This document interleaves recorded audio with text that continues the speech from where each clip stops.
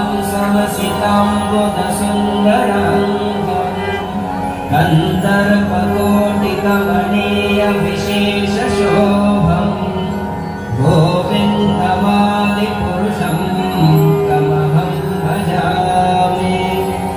आलोलचन्द्रकलसत्त्वनमाल्यवंशी रत्नाङ्गदं प्रणयकेलिकलाविलासं श्यामं त्रिभङ्गललितं नियतप्रकाशं गोविन्दमादिपुरुषं तमहं भजामि।